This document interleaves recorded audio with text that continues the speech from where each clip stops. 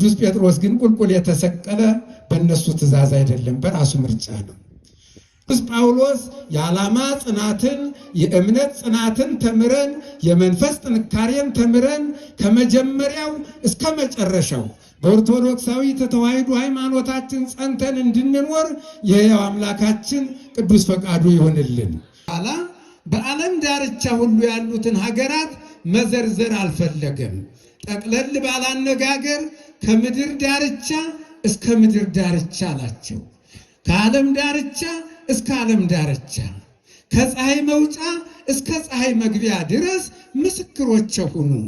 በዓይናችሁ ያያችሁትን በጆሮአችሁ የሰማችሁትን ሁሉ ለዓለም መስክሩ።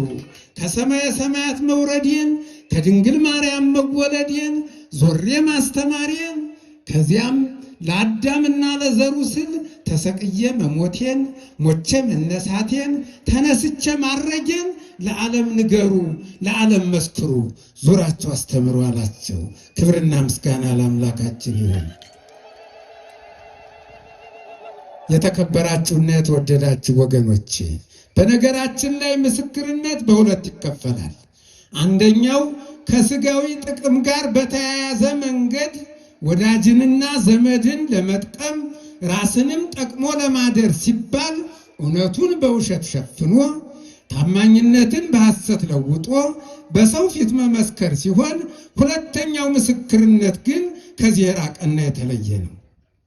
ይህም ስለ ሀገርና ስለ ወገን፣ ስለ ነፃነትና ስለ እምነት፣ ስለ ቤተ ክርስቲያን እድገትና ስለ ወንጌል መስፋፋት በየአደባባዩ መመስከር ነው። አምላካችን ደቀ መዛሙርቱን ወደ ዓለም የላካቸው ለዚህ ዓላማ ነው። ሲልካቸው ግን አጋንንትን ሳይቀር የሚገዙበት ስልጣን ሰጥቶ ወንጌለ መንግስቱን አጫምቶ መመሪያ ሰጥቶ ነው የላካቸው። መመሪያውም በዋናነት የማቴዎስ ወንጌል ምዕራፍ 10 ከቁጥር 16 ጀምሮ ያለው ነው። በመመሪያው ውስጥ ግን የተለያዩ መሪ ቃሎች አሉበት። ለምሳሌ እኔ እንደ በጎች በተኩላዎች መካከል እልካችኋለሁ፣ እናንተ ግን እንደ እባብ ብልሆች እንደ ርግብ የዋሆች ሁኑ የሚለውና ስለ ስሜ በሰዎች ዘንድ ሁሉ የተጠላችሁ ትሆናላችሁ ወዘተ የሚሉት ይገኙበታል።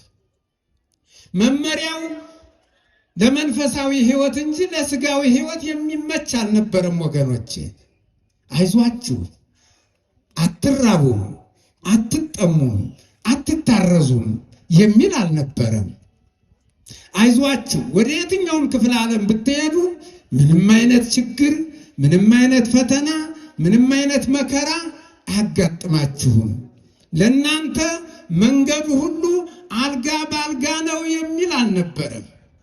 መመሪያው ስለ ስሜ በሰዎች ዘንድ ሁሉ የተጠላችሁ ትሆናላችሁ፣ የኔን ስም በመጥራታችሁ የኔ በመሆናችሁ በስሜ በመጠራታችሁ ብቻ ዓለም ይጠላችኋል፣ ከመጥላቱም የተነሳ ያስራችኋል፣ ይገርፋችኋል፣ ያንገላታችኋል፣ ያሰቃያችኋል፣ ከዚህም አልፎ ተርፎ ይገላችኋል የሚል ነበር። ወገኖች፣ የተከበራችሁና የተወደዳችሁ ወገኖች እየተከታተላችሁ ነው።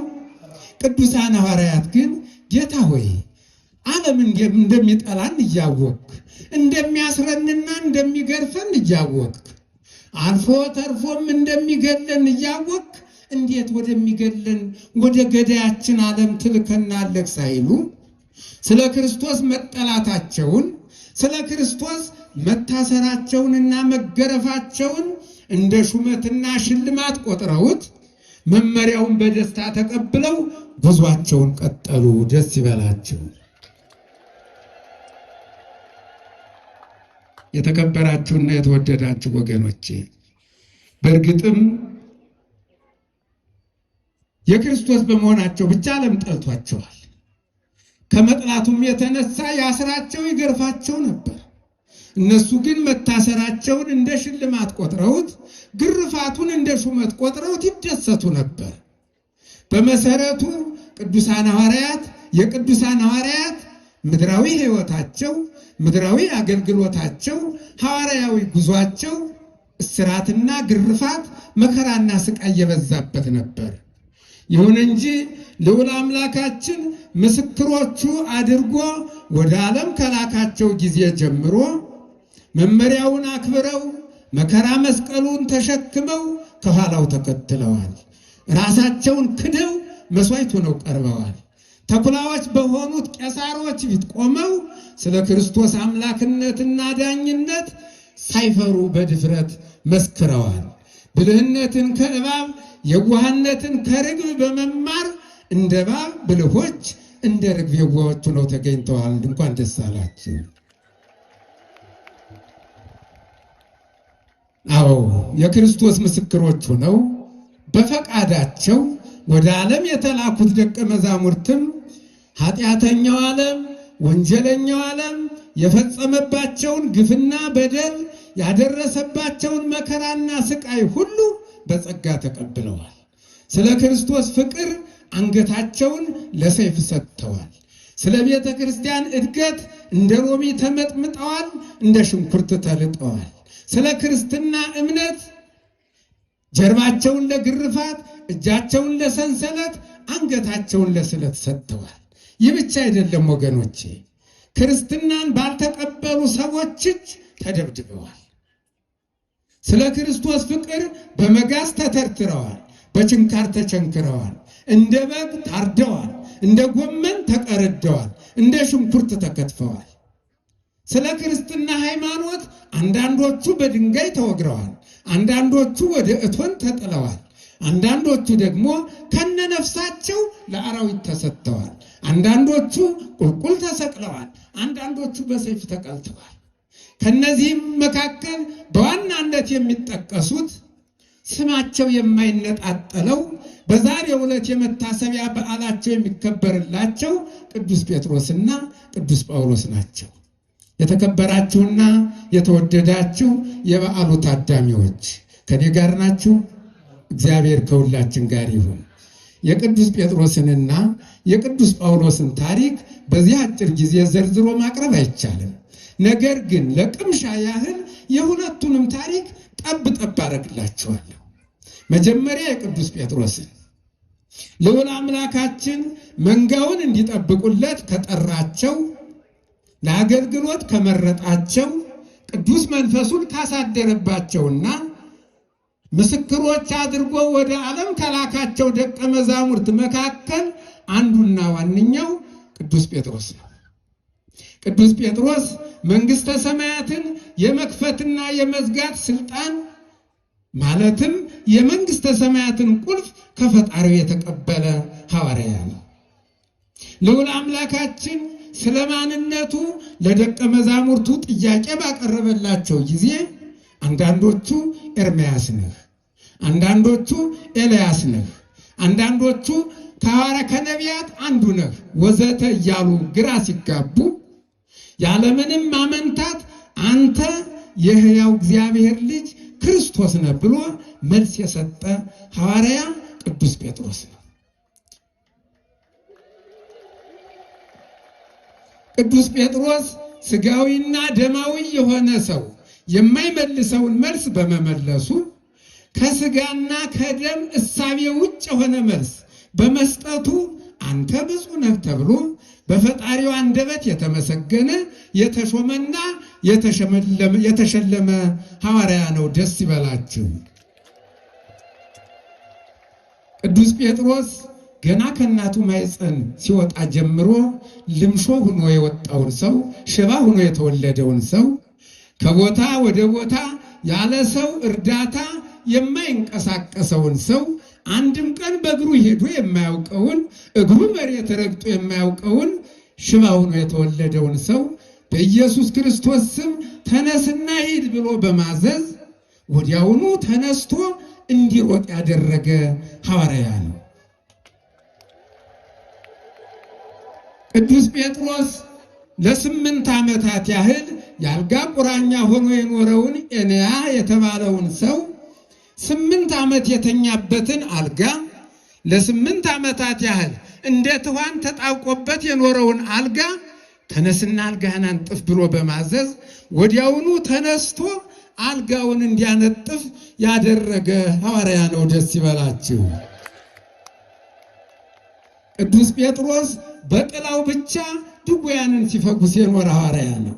ቅዱስ ጴጥሮስ ነፍሷ ከስጋዋ የተለየችውን ሞታ የተገነዘችውንና የተከፈነችውን መሞቷ ታውጆ ዘመድ አዝማድ ወገን ሁሉ ተሰብስቦ እንደ ባህሉ ሐዘኑን እየገለጠ ባለበት ሰዓት ካለበት ስፍራ መጥቶ በጉልበቱ ተንበርክኮ ከጸለየ በኋላ ከእንቅልፍ እንደሚቀሰቅስ ሰው ጣቢታ ተነሽ ብሎ ጣቢታን ከሞት ያስነሳ ሐዋርያ ነው። ደስ ይበላችሁ። የተከበራችሁና የተወደዳችሁ ወገኖቼ፣ ስለ ቅዱስ ጴጥሮስ ይህን ያህል ካልኳችሁ፣ ስለ ቅዱስ ጳውሎስ ደግሞ ጥቂት ልንገራችሁ። ቅዱሳት መጻሕፍት የቅዱስ ጳውሎስን ስራውን ብቻ ሳይሆን ተክለ ቁመናውን ሳይቀር ይናገሩለታል።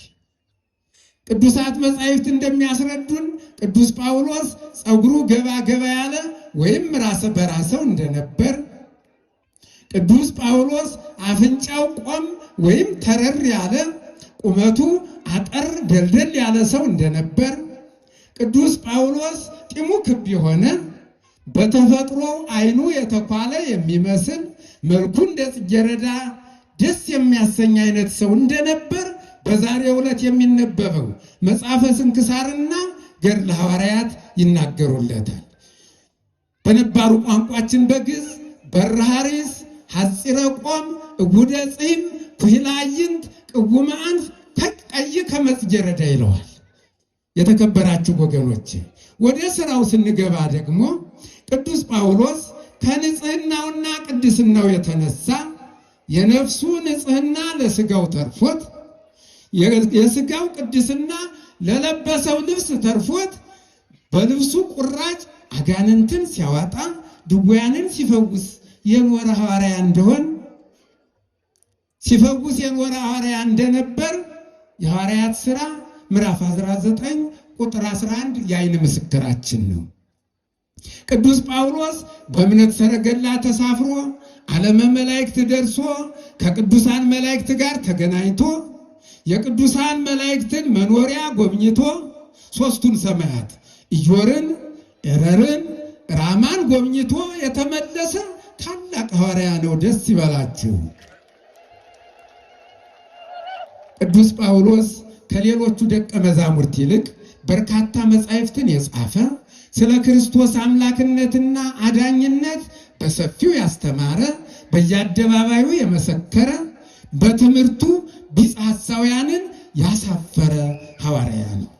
ቅዱስ ጳውሎስ ለስብከተ ወንጌል ቀልጣፋ፣ ከታናሽ እስያ አምልኮ ባዕድን ያጠፋ፣ የሃይማኖት መዶሻ፣ የአሮጌው ሥርዓት ማፍረሻ ምርጥና ታማኝ ሐዋርያ ነው። ደስ ይበላችሁ። ቅዱስ ጳውሎስ የትምህርቱ መነሻና መድረሻ ክርስቶስ ስለሆነ ስለ ክርስቶስ ፍቅር መተኪያ የሌላትን ሕይወቱን የገበረ ስለ ክርስትና ሃይማኖት መክፈል የሚገባውን መስዋዕትነት ሁሉ ያለ ስስት የከፈለ ታላቅ ሐዋርያ ነው። ክብርና ምስጋና ለአምላካችን ይሁን። ስለዚህ ቅዱስ ጴጥሮስና ቅዱስ ጳውሎስ ይህን የመሳሰለ ቁጥር ስፍር የሌለው ታምራዊ ሥራ ሰርተዋል። በማቴዎስ ወንጌል ምዕራፍ 10 ቁጥር 8 ላይ በተሰጣቸው ስልጣን መሰረት ዕውር አብርተዋል፣ አንካሳ አርትተዋል፣ ለምጻም አንጽተዋል፣ ጎባጣ አቅንተዋል፣ ድውይ ፈውሰዋል፣ ሙት አንስተዋል። ደስ ይበላችሁ። ቅዱሳንን ካልነቀፉ የጸደቁ የማይመስላቸው ወገኖች ግን ይህን ሁሉ ወደ ጎን ትተው አያማልዱም ይሏቸዋል። የሚገርም እኮ ነው። እስቲ እንደ ሁላችሁም ፍረዱ። የሞተ ከማንሳትና ከማማለድ የትኛው ነው የሚበልጥ? እንግዲህ ዳኝነቱን ለእናንተ ትቸዋለሁ። ነፍስና ስጋ ከተለያዩ በኋላ ነፍስም ወደ አጸደ ነፍስ ወይም ወደ መካነ ነፍሳት ከሄደች በኋላ ስጋም አፈር ነውና ወደ አፈርነቱ ለመመለስ ለመፍረስ ለመበስበስ እየተዘጋጀ ባለበት ሰዓት ነፍስን ከአጸደ ነፍስ አምጥቶ ለመፍረስና ለመበስበስ እየተዘጋጀ ካለ ስጋ ጋር አዋህዶ ከማስነሳትና ጌታ ሆይ እባክህ ገሌን ማርልኝ፣ እባክህ ገሊትን ይቅር በላት እያሉ ከመለመን የትኛው ይበልጣል? መናፍቃን ይህንን ነው ማስተዋል ያቃታቸው። የተከበራችሁ ወገኖች፣ ተወደደም ተጠላም ቅዱሳን ሐዋርያት ትናንትም ዛሬም ነገም ከነገ በኋላም እስከ ዓለም ፍጻሜ ድረስ ክርስቶስ ከነሱ ጋር ስለሚሆን አብሯቸው ስለሚሰራ በስማቸው አጋንንትን ሲያወጡ፣ ድውያንን ሲፈውሱ፣ ሙታንን ሲያነሱ ይኖራሉ። ደስ ይበላችሁ። በማቴዎስ ወንጌል ምዕራፍ 28 ቁጥር 20 ላይ እስከ ዓለም ፍጻሜ ድረስ በዘመኑ ሁሉ አብሬያችሁ ሆናለሁ ብሏቸዋል። ክብርና ምስጋና ለእርሱ ይሁን። ቅዱስ ጴጥሮስና ቅዱስ ጳውሎስ ግን ነፋስ በሚገፋው ደመና እየተጓዙ ስለ ክርስቶስ እየዞሩ ዓለምን ሲያስተምሩ ከቆዩ በኋላ የመጨረሻ ጉዟቸውን ያደረጉት ወደ ሮም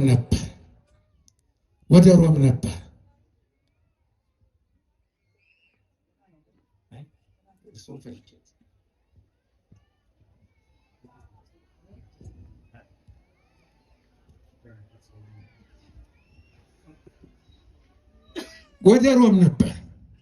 በዓለም በገናናነቷ የምትታወቀው ሮም ግን የቅዱስ ጴጥሮስንና የቅዱስ ጳውሎስን ትምህርት መስማት አልፈለገችም። ብትሰማም ማዳመጥ አልፈለገችም። ብታዳምጥም መቀበል አልፈለገችም። ምክንያቱም ሮም ከጥንት ጀምሮ በፍቅረ ጣዖት አልጋ ላይ ተኝታ በነዋ ማህጨት ሰጥማ የኖረች ሀገር ናትና ሕዝቦቿም ከጣዖት ጋር ተጣብቀው ስለኖሩ የነቢያትንና ደቂቀ ነቢያትን ትንቢት ስላልሰሙ መስማትም ስላልፈለጉ የክርስቶስን አምላክነት አምኖ ለመቀበል አልፈለጉም። ወገኖች እንዲያውም የምን ክርስቶስ አመጣችሁብን አሏቸው። እኛ ክርስቶስ የሚባል አምላክ አናውቅም። እኛ የራሳችን አምላክ አለን። የምናምነው፣ የምናመልከው፣ የምንገብርለት፣ የምንዘምርለት፣ የምንሰግድለት አምላክ አለን። ስለዚህ ይህን አምላካችን ነው የምትሉትን ይዛችሁ ከተማችን ለቃችሁ ውጡ፣ እኛ አምላክ አለን አሏቸው። እነ ቅዱስ ጴጥሮስ ግን እንዲህ በቀላሉ የሚመለሱ አልነበሩም። ስሙን አሏቸው፣ ጆሮአችሁን ስጡን። እኛ የምንነግራችሁ ዓለምን ስለፈጠረው አምላክ ነው። እናንተ ግን የምታመልኩት ዓይን እያለው የማያይ፣ ጆሮ እያለው የማይሰማ፣ አፍንጫ እያለው የማያሸት፣ አፍ እያለው የማይናገር፣ እጅ እያለው የማይዳስስ፣ እግር እያለው የማይሄድ፣ ቢጠሩት የማይሰማ፣ ቢያናግሩት የማይናገር፣ ቢያደቁት የሚደቅ፣ ቢሰብሩት የሚሰበር፣ ከእንጨትና ከድንጋይ ተዋቅሮ የተሰራ ጣዖት ነው። በውስጡም ያለው ሰይጣን ነው። እናንተ የምታመልኩት እርሱን ነው አሏቸው። ክብርና ምስጋና ለአምላካችን ይሁን። ቀጠሉና ቅዱስ ጴጥሮስ እኛ ግን የምናመልከው ሰማይን በጥበቡ የዘረጋውን ምድርን በኃይሉ የመሰረተውን መጀመሪያና መጨረሻ የሌለውን አምላክ ነው። እኛ ግን የምናመልከው ሰማይን በስንዝሩ የለካውን ተራሮችንና ኮረብቶችን በሚዛን የመዘነውን ነፋስን በእጁ የጨበጠውን ሰውን ከአፈር የፈጠረውን ውቅያኖስን በፍኙ የሰፈረውን ዓለምን በሁለት ጣቶቹ ያንጠለጠለውን አምላክ እርሱን ነው የምናመልከው። እናንተም እርሱን አምልኩ፣ ከሱ በቀር ሌላ አምላክ የለም አሏቸው። ደስ ይበላችሁ።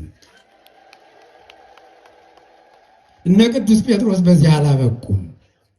እኛ የምናመልከው ከሰማየ ሰማያት የወረደውን ከድንግል ማርያም የተወለደውን ዓለምን ለማዳን በፈቃዱ ተይዞ በፈቃዱ ታስሮ በፈቃዱ ተገርፎ በፈቃዱ ተሰቅሎ በፈቃዱ ሞቶ በፈቃዱ ተቀብሮ በስልጣኑ የተነሳውን አምላክ ኢየሱስ ክርስቶስን ነው።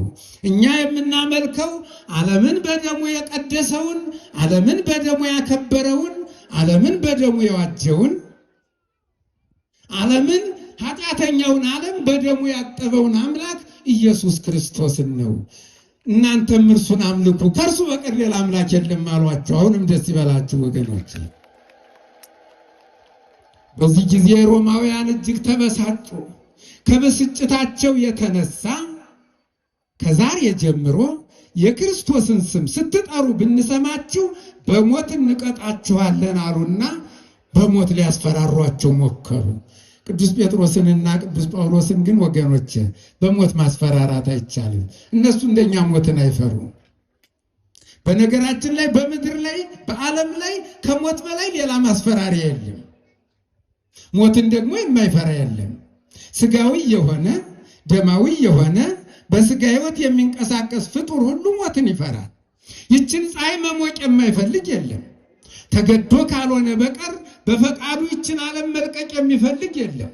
ምንም ድሃ ቢሆን የሚላስ የሚቀመስ የሚለበስ የሌለው ነጭ ድሃም ቢሆን እያከከም ቢሆን መኖር ይፈልጋል እንጂ መሞት የሚፈልግ የለም። ሞትን የማይፈራ የለም። ቅዱስ ጴጥሮስና ቅዱስ ጳውሎስ ግን ልንገላችሁ ነው ሲሏቸው ልንሸልማችሁ ነው ያሏቸው ይመስል እጅግ ይደሰቱ ነበር። ልንገላችሁ ነው ሲሏቸው እናንተ እኮ ስጋችንን እንጂ ነፍሳችንን መግደል አትችሉም፣ ስለዚህ አንፈራችሁም። እኛ የምንፈራው ስጋንና ነፍስን አዋህዶ አንስቶ ገሃነመ የማውረድ ስልጣን ያለውን አምላክ ኢየሱስ ክርስቶስን ነው። እናንተም እሱን ፍሩት አሏቸው። ክብርና ምስጋና ለአምላካችን ይሁን። የተከበራችሁና የተወደዳችሁ ምዕመናንና ምዕመናት እየሰማችሁ ነው? ግን ሁላችሁም እናንተንም እግዚአብሔር ይስማችሁ። ቅዱስ ጴጥሮስና ቅዱስ ጳውሎስ ከአረማውያን ነገስታት የሚወረወርባቸውን ጦር ወይም ፍላጻ ለመቋቋም የእምነትን ጋሻ አንስተው የመዳንን ራስ ቁር ተቀዳጅተው የመንፈስን ሰይፍ ታጥቀው ወንጌልን ተጫምተው የእግዚአብሔርን ቃል ትጥቅና ስንቅ አድርገው ይዘው በመጓዝ እስከ ሕይወታቸው ፍጻሜ ድረስ ስለ ክርስቶስ መስክረዋል። ደስ ይበላችሁ። ሮማውያን ግን ግራ ገባቸው፣ ግራ ተጋቡ፣ ግራ ገባቸው። በእሳትም በስለትም በሞትም አስፈራርተው ከክርስቶስ ሊለዩአቸው ባለመቻላቸው ግራ ገባቸው። አስረውም ገርፈውም ሐሳባቸውን ሊያስቀይሯቸው ባለመቻላቸው ግራ ገባቸው። ከዕለት ወደ ዕለት ቁጥራቸው እየጨመረ በመሄዱ ስጋት አደረባቸው። በየጊዜው የሚያስተምሩት ትምህርት፣ የሚያስተላልፉት መልእክት፣ በየቀኑ የሚያደርጉት ታምራት ጣዖታቸውን የሚያረክስ የእነሱንም ክብር የሚቀንስ ሕዝባቸውንም ከአምልኮተ ጣዖት ወደ አምልኮተ እግዚአብሔር የሚመልስ ሆኖ ስላገኙት የመጨረሻውን ውሳኔ የወሰኑባቸው፣ የሞት ፍርድ ፈረዱባቸው። በውሳኔውም መሰረት በኔሮን ትእዛዝ ሐምሌ 5 ቀን በዛሬው ዕለት ሮም ቫቲካን ላይ ቅዱስ ጴጥሮስ ቁልቁል ተሰቀለ። ቅዱስ ጳውሎስ አንገቱን በሰይፍ ተቆረጠ። ወገኖቼ ሁለቱም የሞቱት ለአንድ ዓላማ ሆኖ ሳለ አሟሟታቸው ግን የተለያየ ነበር። ሁለቱንም እኮ በሰይፍ መቅጣት ይችሉ ነበር፣ ወይም ሁለቱንም በመስቀል በመቅጣት ይችሉ ነበር። ነገር ግን ይህን ማድረግ አልፈለጉም ሮማውያን። ምክንያቱም በሮማውያን ዘንድ የሮም ዜጋ የሆነ ሁሉ ልዩ መብት አለውና የሮም ዜጋ የሆነ ሰው ሁሉ ወንጀል ፈጽሞ በወንጀል ተጠርጥሮ ቢታሰርም ሲመረመር አይገረፍም። የሮም ዜጋ የሆነ ሰው ሁሉ ከባድ ወንጀል ፈጽሞ የሞት ፍርድ ቢፈረድበትም በሰይፍ ይሰየፋል እንጂ በመስቀል አይሰቀልም። በመስቀል የሚሰቀል ርጉም ነው ብለው ስለሚያስቡ፣ ሮማዊ ከሆነ ግን ሺህ ወንጀል ሚሊየን ቢሊየን ትሪሊየን ወንጀል ቢፈጽም ርጉም ነው አይባልም።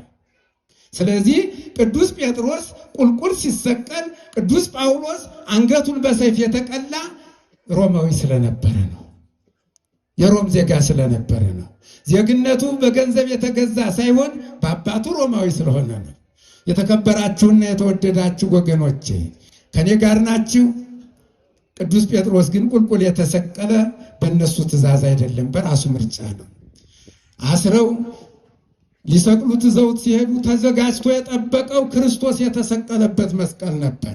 በነገራችን ላይ ከዘመነ ኦሪት እስከ ክርስቶስ ስቅለት ድረስ ወንጀለኞች ናቸው ተብለው የሚጠረጠሩ ሰዎች የሚሰቀሉባቸው 4 የመስቀል አይነቶች ነበሩ። አንደኛው ቀጥ ያለ እንጨት ሲሆን ሁለተኛው ፐርፊደል ይመስል ነበር። ሶስተኛው መስቀል ኤክስን ይመስል ነበር። ሐዋርያው ቅዱስ እንድርያስ የተሰቀለ ኤክስን በሚመስለው መስቀል ነው። አራተኛው መስቀል ተንፊደል ይመስላል። ክርስቶስ የተሰቀለ ተንፊደል በሚመስለው በተመሳቀለው አራት ማዕዘን በሆነው መስቀል ነው። ቅዱስ ጴጥሮስ ሲደርስ የተዘጋጀለት ይህ መስቀል ነበርና ወገኖቼ እኔ ክርስቶስ በተሰቀለበት መስቀል ላይ አልሰቀልም፣ ጌታዬ በተቀመጠበት ዙፋን ላይ አልቀመጥም፣ ሌላ አማራጭ እንዳለ ስለሚያውቅ ሌላውን መስቀል አምጡና ስቀሉኝ፣ እምቢ ካላችሁ ደግሞ ዘቅዝቃችሁ ቁልቁል ስቀሉኝ አላቸው። እነሱ ብቻ ይሰቀል እንጂ ተዘቀዘቀ ተቃና ጉዳያቸው አይደለምና በጥያቄው መሰረት ቁልቁል ሰቀሉት፣ ዘቅዝቀው ሰቀሉት። የተከበራችሁ ወገኖቼ ማጠቃለያ ነው። በቅዱስ ጴጥሮስና በቅዱስ ጳውሎስ ላይ ያን ሁሉ መከራ፣ ያን ሁሉ ስቃይ፣ ያን ሁሉ ፈተና ያደረሱባቸው የክርስቶስ ሆነው በመገኘታቸው ብቻ ነው። ፈተናውን ካላለፉ ደግሞ የክርስቶስ መሆን አይቻልም። የክርስቶስ መሆን የሚቻል ፈተናውን ሲያልፉ ነው። ስለዚህ የመከራውን ሸለቆ ካልተሻገሩ ከሕይወት ወደብ መድረስ አይቻልምና ፈተናውን ካላለፉ የድልን አክሊል መቀዳጀት አይቻልምና ተከውኑኒ ሰማዕትየ ምስክሮቼ ትሆናላችሁ፣ ምስክሮቼ ሁኑ ብሎ ካዘዛቸው ጊዜ ጀምሮ በየአደባባዩ መስክረው ታላቅ ተጋድሎ ፈጽመው ቤተ ክርስቲያን እድገት እንድታገኝ ወንጌል እንዲስፋፋ የክርስትና እምነት እንዲጠነክር ከማድረጋቸውም በላይ ምዕመናን እንዲበዙ ፍቅርና ሰላም እንዲስፋፋ አርያነታቸውን አሳይተዋል። እስካፉ ድረስ መልቶ የነበረውን የመከራ ውቅያኖስ አቋርጠው ሐምሌ 5 ቀን ሩጫቸውን አጠናቀው ክርስቶስ በደሙ የመሰረታትን እነሱም በአጥንታቸው የገነቧትን በደማቸው ያጸኗትን ቤተ ክርስቲያን ለእኛ አስረክበውናል። ደስ ይበላችሁ። ባለውለታዎቿን የማትዘነጋው ውለታ ቆጣሪዋ ኦርቶዶክሳዊት ተዋሕዶ ቤተ ክርስቲያንም በስማቸው ቤተ ክርስቲያን አንጻ በስማቸው ጽላት ቀርጻ እነሆ በየዓመቱ ሐምሌ 5 ቀን ስትዘክራቸው ትኖራለች። ክብርና ምስጋና ለአምላካችን ይሁን። ስለዚህ እቺ ቀን ቅዱስ ጴጥሮስና ቅዱስ ጳውሎስ የድልን አክሊል የተቀዳጁባት ክብርና ሞገስን የተጎናጸፉባት ቀን መሆኗን አውቃችሁ በዚህች ቀን በዚህ ቅዱስ ስፍራ ተገኝታችሁ ይህንን ታላቅ በዓል ያከበራችሁትን ሁሉ የቅዱሳን አምላክ ቅዱስ እግዚአብሔር በምድርም በሰማይም ያክብራችሁ። ሁላችንም ከቅዱስ ጴጥሮስና ከቅዱስ ጳውሎስ የዓላማ ጽናትን የእምነት ጽናትን ተምረን የመንፈስ ጥንካሬን ተምረን ከመጀመሪያው እስከ መጨረሻው በኦርቶዶክሳዊ ተዋሕዶ ሃይማኖታችን ጸንተን እንድንኖር የሕያው አምላካችን ቅዱስ ፈቃዱ ይሆንልን። የልዑል እግዚአብሔር ቸርነት የእመቤታችን የድንግል ማርያም አማላጅነት የቅዱስ ጴጥሮስና የቅዱስ ጳውሎስ ጸጋና በረከት አይለየን፣ አይለያችሁ። ወስብሐት ለእግዚአብሔር።